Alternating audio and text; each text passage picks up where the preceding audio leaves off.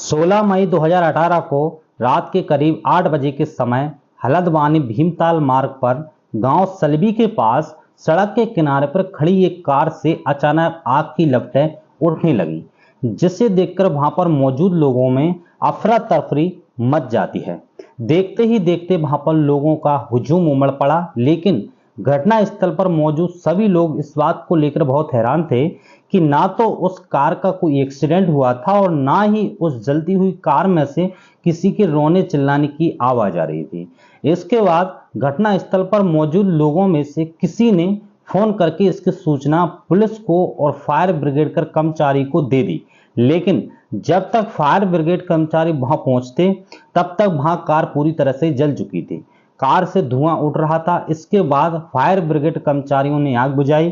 Car के जलने की सूचना मिलते ही थाना काठगोदाम और थाना भीमताल की पुलिस भी घटना स्थल पर पहुंच जाती है। इसके बाद पुलिस ने जब जांच पड़ताल की तो पता चला कि ड्राइवर के पास वाली सीट पर एक व्यक्ति का जला हुआ शव पड़ा है, जो पूरी तरह से कंकाल में बदल गया था। वह लाश इतनी बुरी तरह जल चुकी थी कि उसकी पहचान भी नहीं हो पा रही थी। वह किसी महिला की लाश है या फिर किसी पुरुष की। इसके बाद जब पुलिस ने घटना स्थल के पास रहने वाले कुछ स्थानीय लोगों से उस कार के बारे में पूछताछ की तो उन्होंने यही बताया कि ना तो कार में किसी के चीखने की आवाज आई और ना ही कार का कोई एक्सीडेंट हुआ है। जब पुलिस इस घटना के बारे में कोई खास जानकारी नहीं मिली तो पुलिस ने उस लाश को पोस्टमार्टम के लिए भेज दिया। डॉक्टरों ने पोस्टमार्टम करते समय उसका डीएनए सैंपल भी लेकर सुरक्षित रख लिया था। उस कार के बारे में पता लगाने के लिए पुलिस अगले दिन सुबह से ही जांच में जुट जाती है। पुलिस ने जिले के सभी थानों को इस वार्निंग कार की जानकारी देते हुए पूछा था कि किसी थाने में से किसी व्यक्ति के लापता होने की रिपोर्ट तो दर्ज नहीं कराई गई है, लेकिन इससे भी पुलिस को कोई सफलता नहीं मिली। और अब पुलिस के सामने सबसे बड़ी समस्या यही थी कि कार से जो जला हुआ शव मिला था, आखिर उनकी शिनाख्त कैसे की जाए। खैर, सबको पोस्टमार्टम के लिए भेजने के बाद पुलिस ने उस गाड़ी के फिर से जांच की तो वहां से पुलिस के हाथ में एक छोटा सा सुराग लगा, यानी मृतक ने जो जूता पहना हुआ था वह ऊपर से तो जल चुका था, लेकिन उसका नीचे का जो सोल कार से चिपक गया था। पुलिस ने उस जूते के सोलर को किसी तरह से वहां से निकाला और जब उसको चेक किया तो पता चला कि मृतक 7 नंबर का जूता पहनता था, लेकिन उस जूते के नंबर से भी यह साफ नहीं हो पाया था कि वह जूता आखिर किसी महिला का है या किसी पुरुष का है। इधर पुलिस जांच पड़ताल में जुटी थी और उधर अगले दिन यानी 17 मई को शामिया लेक सिटी रुद्रपुर निवासी नीलम सुबह के समय रुद्रपुर कोतवाली पहुंचे। उनसे पुलिस से कहा कि उसका पति अवतार सिंह कल से लापता है। नीलम सिंह ने पुलिस को बताया कि कल शाम से उनका मोबाइल भी बंद है। वह सारी रात अपने परिजनों के साथ मिलकर अवतार सिंह को तलाश करती गई हैं, लेकिन उन्हें अवतार सिंह के बारे में कुछ भी पता नहीं चला है। नीलम ने पुलिस को जानकारी देते हुए बताया कि कल शाम वह अपने पति के साथ अपना इलाज कराने के लिए रुद्रपुर से हलदवानी गई थी, लेकिन डॉक्टर के समय पर न मिलने के बाद अवतार ने उससे बताया था कि उन्हें पहाड़ पर कुछ काम है, इसलिए वह उसे कालचंद्र के पास छोड़कर चले गए थे। नीलम ने बताया कि फिर वह वहां से देर रात वह अपनी दवाई लेकर रुद्रपुर अपने घर पहुंच गई थी। घर पहुंचने के बाद उसने अपने पति अवतार को फोन किया, लेकिन उनका फोन स्विच ऑफ आ रहा था। नीलम सिंह ने विस्तृत पूछताछ करने के बाद रुद्रपुर थाना प्रभारी ने इसकी सूचना हल्द्वानी के एसएसपी को दे दी। इसके बाद उन्होंने एसपी और सीओ वाली के निर्देश में 6 पुलिस टीमें गठित की, जिसमें बड़े अफसर को भी शामिल किया गया था। इसके बाद एसएसपी के निर्देश पर रुद्रपुर थाना प्रभारी ने कुछ जरूरी औपचारिकताएं पूर्ति करते हुए नीलम को रुद्रपुर से भीमताल भेज दिया, ताकि वहां घटना स्थल पर जलने वाली कार की कुछ शिनाख्त हो सके। इसलिए नीलम रुद्रपुर से सीधे थाना भीमताल पहुंची और पुलिस के सामने पति अवतार सिंह के लापता होने की बात कहते हुए कहा कि उसके पति श्रीकुल कंपनी में लेबर सप्लाई का काम करते हैं। नीलम ने पुलिस को बताया कि पहले वे किसी और के साथ पार्टनरशिप में काम करते थे, लेकिन 1 साल पहले ही उन्होंने अपना काम अलग कर लिया था। इसके बाद उन्होंने रुद्रपुर में ही अपना ऑफिस बना लिया था। नीलम ने बताया कि वैसे तो अवतार सिंह मूल रूप से हरियाणा के निवासी थे, लेकिन इस घटना से लगभग 10 साल पहले अवतार सिंह रुद्रपुर आकर रहने लगे थे। नीलम की बात सुनने के बाद पुलिस को लगा कि शायद अब उस वार्निंग कार की गुत्थी सुलझ सकती है, इसलिए पुलिस नीलम को अपने साथ लेकर घटनास्थल पर पहुंचती है। लेकिन नीलम ने उसी जली हुई कार को देखते ही पहचानने से इनकार कर दिया। यही नहीं, उसने उस कार में जो जली हुई लाश मिली थी उसे भी पहचानने से इनकार कर दिया था। नीलम का कहना था कि उसके पति तो हल्द्वानी तक उसके साथ ही थे और वह खुद ही कार चला रहे थे, लेकिन इस कार में तो यह लाश ड्राइवर के पास वाली सीट पर मिली थी। इसलिए अब पुलिस भी परेशानी थी कि आखिर ड्राइवर के पास वाली सीट पर वह कंगाल किसका हो सकता है। उसी दौरान पुलिस ने उस जली हुई कार की एक बार फिर से जांच की तो पुलिस के साथ एक ऐसा सुराग लगा जिसने इस केस की गुत्थी को काफी हद तक सुलझा दिया था। छानबीन के दौरान पुलिस को उस गाड़ी के बोनट वाली डिग्गी में रखा हुआ इंश्योरेंस का एक जला कागज मिला। इसके बाद पुलिस ने उस इंश्योरेंस के आधार पर कार का पता लगाया तो पता चला कि वह कार अवतार सिंह के नाम से ही रजिस्टर्ड थी। लेकिन अब पुलिस के सामने एक और समस्या खड़ी हो गई थी कि नीलम ने उस कार में मिले कंकाल को पहचानने से तो इनकार कर दिया था, साथ ही उसका यह भी कहना था कि जिस समय उसके पति ने उसे वहां पर छोड़ा था तो वह कार में अकेले ही थे, और फिर अगर कंकाल ड्राइवर की सीट पर होता तो वह मान सकती थी कि यह लाश उसके पति की हो सकती है। नीलम की यह बात सुनकर पुलिस ने फिर चक्कर में पड़ गई और अब पुलिस के पास इस केस को सुलझाने के लिए एक ही सबूत था, और वो सबूत था उस लाश की डीएनए रिपोर्ट। क्योंकि यह खबर तमाम अखबारों में प्रमुखता से छपी गई थी, इसलिए खबर को पढ़ने के बाद 18 मई 2019 को अंबाला के निवासी अवतार सिंह के पिता गुलजार सिंह, मां नक्षत्रो देवी और भाई जगतार सिंह भी हल्द्वानी पहुंचे।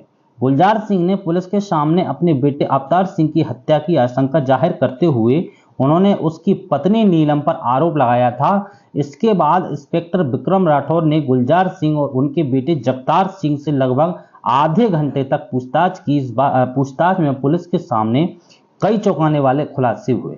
इसके बाद पुलिस ने उसी रात गुलजार सिंह की तहरीर पर नीलम और उसके करीबी दोस्त मनीष मिश्रा के खिलाफ हत्या का मुकदमा दर्ज कर लिया।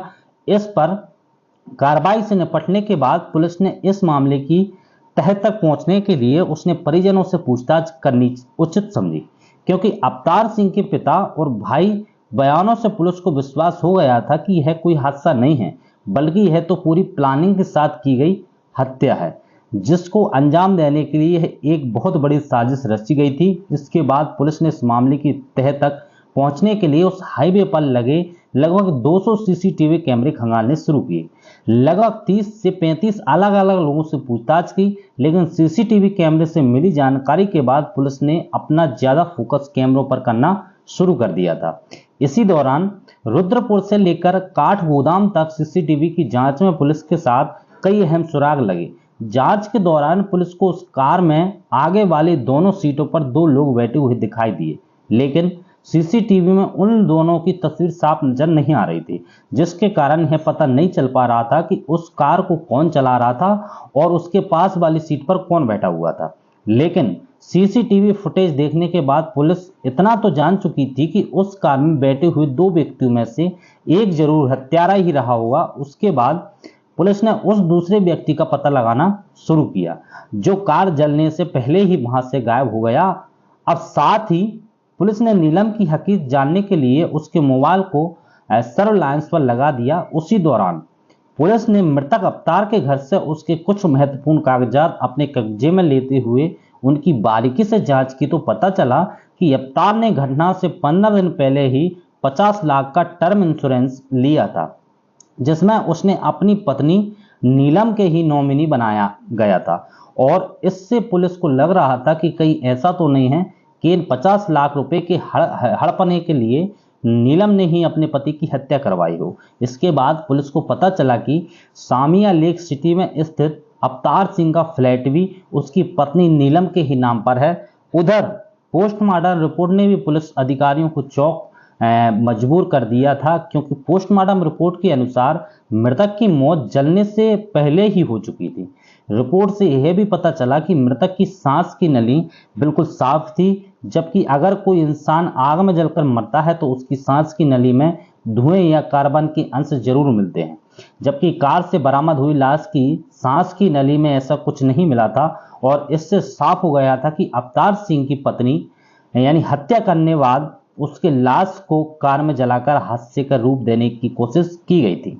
इधर नीलम का मोबाइल नंबर सर्वलाइंस पर लगाने के बाद पता चला कि नीलम के फोन की कॉल डिटेल्स में एक नंबर ऐसा है जिस नंबर पर नीलम दिन में सबसे ज्यादा बातें करती रहती थी।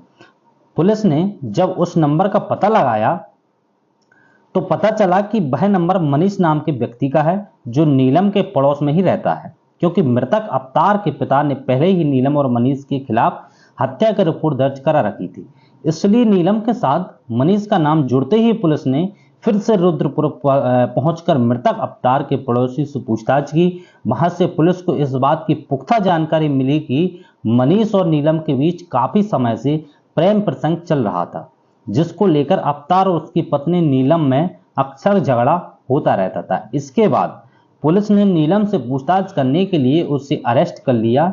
इसके बाद उससे पूछताछ की गई। पूछताछ के दौरान नीलम ने पहले तो पुलिस को गुमराह करने की बहुत कोशिश की, लेकिन जब पुलिस ने कड़ाई से पूछताछ की तो नीलम ने अपना जुर्म स्वीकार कर लिया। लेकिन उसने इस हत्याकांड की जो वजह बताई उसे सुनकर पुलिस वाले भी हैरान रह गए थे।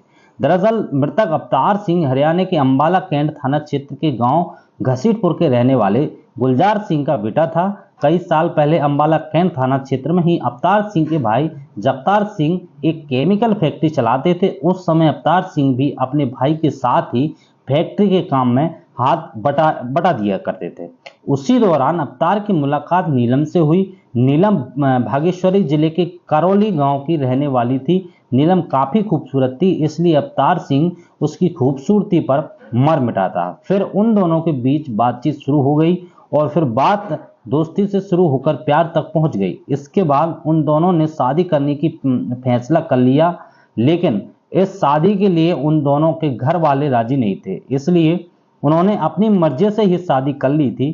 शादी के करीब 1 साल बाद नीलम ने एक बेटी को जन्म दिया। इस घटना में लगभग 10 साल पहले अवतार सिंह रुद्रपुर में काम की तलाश में आया था। यहाँ पर उसने अपने किसी दोस्त के साथ मिलकर पार्टनरशिप्स में कंपनियों में लेबर सप्लाई का काम शुरू कर दिया था। कुछ दिनों बाद ही उनका काम अच्छा चलने लगता है। इसके बाद अवतार ने 2 साल पहले रुद्रपुर में ही अपना अलग काम करना शुरू कर दिया था और वहीं पर उसने अपना ऑफिस भी बना लिया था। बाद में अवतार सिंह ने रुद्रपुर में ही अपना मकान भी बना लिया। अवतार सिंह के घर के सामने ही मनीष मिश्रा का मकान था। मनीष मूल रूप से उत्तर प्रदेश के प्रयागराज के जिले गांव नंदनोई फूलपुर का निवासी था।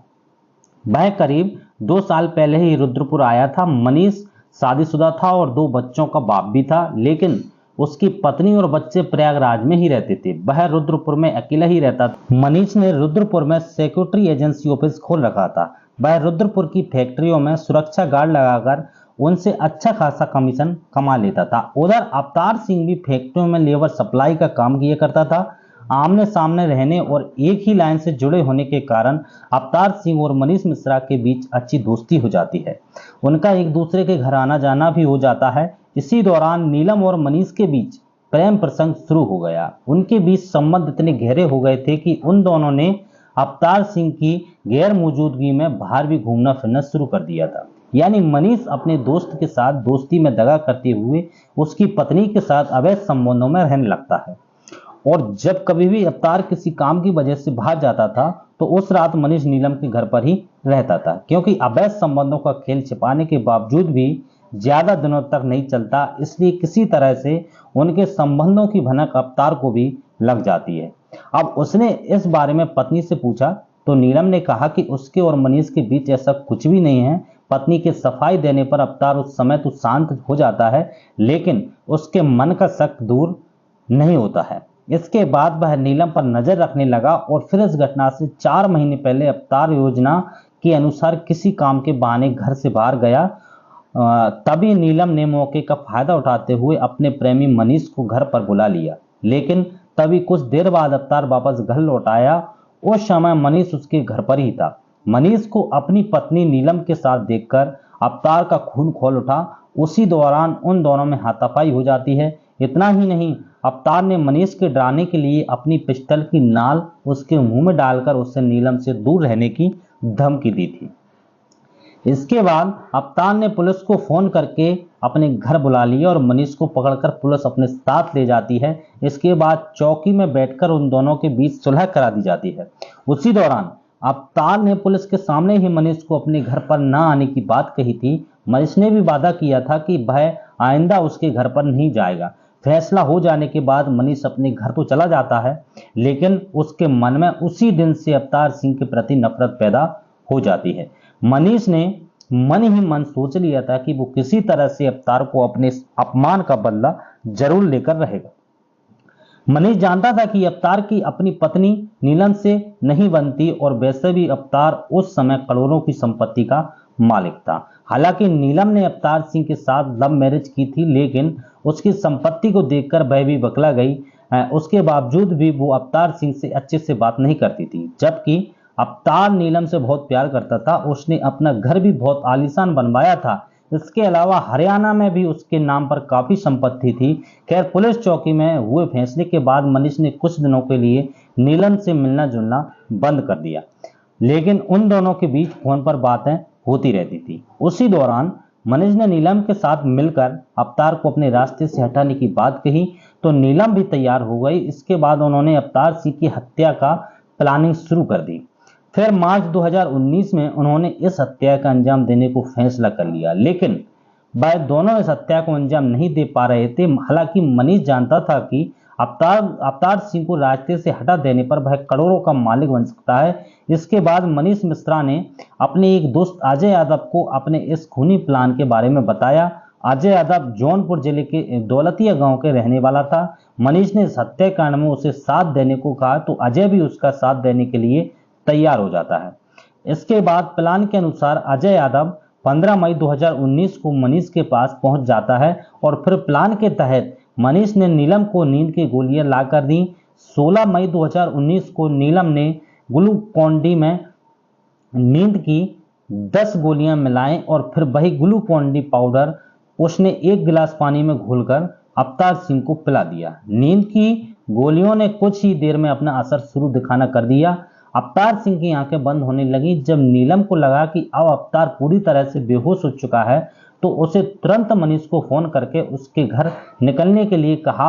इसके बाद नीलम के बेहोश पति को जैसे तैसे करके अपनी कार में अगली सीट पर बैठा दिया जाता है। इसके बाद नीलम ने खुद कार चलाई और वह सीधे हल्द्वानी में मुखानी चौराहे पर स्थित नीलांबरा भट्ट के क्लिनिक पर पहुंची। योजना अनुसार मनीष मिश्रा और उसका दोस्त अजय यादव बाइक से नीलम के पीछे पीछे चल रहे थे।